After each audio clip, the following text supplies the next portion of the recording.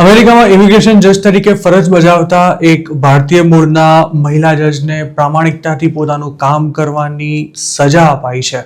છેલ્લા સવા વર્ષથી ટ્રમ્પ એડમિનિસ્ટ્રેશન જે રીતે આડેધડ ઇમિગ્રેશન જજીસની હકાલપટ્ટી કરી રહ્યું છે, તેના લેટેસ્ટ રાઉન્ડમાં ગુજરાતી જજ રૂપલ પટેલનો પણ નંબર આવી ગયો છે. તેમની સાથે નીના ફ્રોઝ નામના અન્ય એક જજને પણ રૂખસત આપી દેવાઈ છે. આ બંને જજને જે સંજોગોમાં ઘર ભેગા કરવામાં આવ્યા છે, તેની અમેરિકન મીડિયાએ પણ ખૂબ જ ગંભીરતાથી નોંધ લીધી છે. રૂપલ પટેલ અને નીના ફ્રોસે પાલેસ્ટાઇનની તરફેણ કરનારા ઇન્ટરનેશનલ સ્ટુડન્ટ્સના હાઈ પ્રોફાઇલ ડિપોર્ટેશન કેસમાં સરકારની વિરુદ્ધમાં ચુકાદો આપ્યો હતો, જેની કિંમત તેમને પોતાની જોબ ગુમાવીને ચૂકવવી પડી છે. ટ્રમ્પની સરકાર દરમિયાન રૂપલ પટેલે પોતાની પાસે આવેલા 41.5% કેસમાં અસાયલમ મંજૂર કરી દીધું હતું, જ્યારે હાલની સ્થિતિ પ્રમાણે મોટાભાગના જજીસનો અસાયલમ અપ્રૂવ કરવાનો રેકોર્ડ 18% કરતાં પણ ઘણો નીચો છે, જેના કારણે રૂપલ પટેલ ઘણા સમયથી સરકારના રડાર પર હોવાની પણ પૂરી શક્યતા છે. ન્યૂયોર્ક ટાઈમ્સ સાથે વાત કરતા તેમણે જણાવ્યું હતું કે હાલની સરકાર વધુમાં વધુ ઇમિગ્રન્ટ્સને ડિપોર્ટ કરી દેવા માંગે છે, જેના માટે જજીસ પર ખૂબ જ પ્રેશર છે. તેમણે કહ્યું હતું કે પ્રેશર હોવા છતાં પણ પોતે કાયદા અનુસાર કામ કરી રહ્યા હતા, કારણ કે અમેરિકાની ધરતી પર રહેતા તમામ લોકોને કોર્ટમાં જવાનો અને ન્યાય મેળવવાનો હક છે, તેમજ દરેક વ્યક્તિને દેશના બંધારણે પોતાનો કેસ લડવાની પણ સત્તા આપી છે.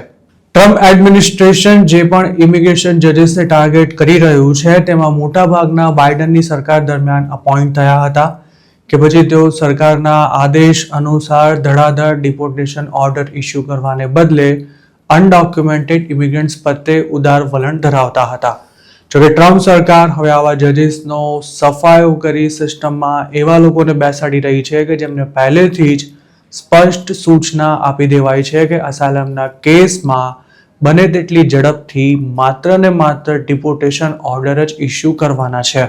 રૂપલ પટેલ સહિત કુલ 6 જજીસને શુક્રવારે ફાયર કરી દેવામાં આવ્યા હતા, જેમાંથી 4 પ્રોબેશન પર હતા અને આ જજીસ રોમિસા અસ્તર્ક અને મોહસિન મહદવી નામના 2 સ્ટુડન્ટ સામે સરકારે ફાઇલ કરેલા ડિપોર્ટેશનના કેસ સાથે સંકળાયેલા હતા.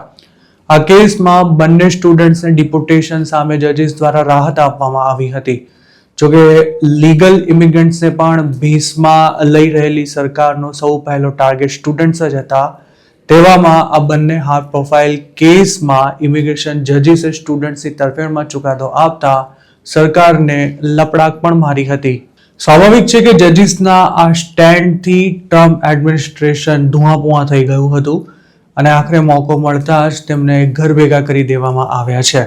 રોમિસા અને મોહસિનની ગયા વર્ષે આઈસ દ્વારા ધરપકડ કરવામાં આવી હતી.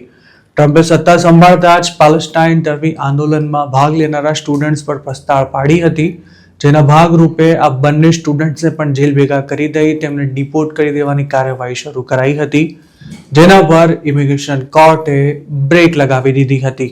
ડિપોર્ટેશન સામે પ્રોટેક્શન મેળવનારી રૂમિસાનો જન્મ તુર્કીમાં થયો હતો અને તે અમેરિકામાં ટફ્ટ્સ યુનિવર્સિટીમાં અભ્યાસ કરે છે. તેનું સ્ટેટસ રદ કરાવવા માટે ખુદ સેક્રેટરી ઓફ સ્ટેટ્સ માર્કો રૂબિયો મેદાનમાં આવ્યા હતા. તેવી જ રીતે કોલંબિયા યુનિવર્સિટીનો સ્ટુડન્ટ મોહસિન પાલેસ્ટાઇનનો છે અને તે ગ્રીન કાર્ડ હોલ્ડર હોવા છતાં પણ તેને ડિપોર્ટ કરવાના પ્રયાસ થયા હતા. આ બંને સ્ટુડન્ટ સામે ઇમિગ્રેશન કોર્ટ્સમાં કેસ ફાઇલ કરવામાં આવ્યા હતા, પરંતુ બચાવ પક્ષની એવી દલીલ હતી કે તેમની ધરપકડ ફ્રી સ્પીચના અધિકારનો ભંગ છે. બોસ્ટનમાં ફરજ બજાવતા ઇમિગ્રેશન જજ રૂપલ પટેલે જાન્યુઆરીમાં જ ચુકાદો આપ્યો હતો કે રૂમિસાને ડિપોર્ટ કરવા માટે સરકાર પાસે કોઈ નક્કર કારણો નથી. રૂપલ પટેલની અપોઇન્ટમેન્ટ 2024માં બાઇડન એડમિનિસ્ટ્રેશન દ્વારા કરવામાં આવી હતી અને તેમનો 2 વર્ષનો પ્રોબેશન પીરિયડ પૂરો થવાની તૈયારીમાં હતો. તેવા સમયે જ તેમની હકાલપટ્ટી કરી દેવામાં આવી છે. આઈએમ ગુજરાત પર તાજેતરમાં જ એક રિપોર્ટ પબ્લિશ કરવામાં આવ્યો હતો, જેમાં જણાવાયું હતું કે હવે કઈ રીતે અસાયલમ માંગનારા લોકોને આડેધડ ડિપોર્ટ કરવામાં આવી રહ્યા છે. ગુજરાતીઓની જ વાત કરીએ તો અસાયલમના કેસની પહેલી જ હિયરિંગમાં ડિપોર્ટેશન આપી દેવાયું હોય તેવા લોકોની સંખ્યા વધી રહી છે. ખાસ તો જે લોકોએ આઈસમાં હાજરી નથી ભરી કે પછી કેસ શરૂ થાય તે પહેલા જ અમેરિકામાં કોઈ ગુનો કરી બેઠા છે, તેમને હવે ગમે ત્યારે ઘર ભેગા કરવામાં આવે તેવી સ્થિતિ છે.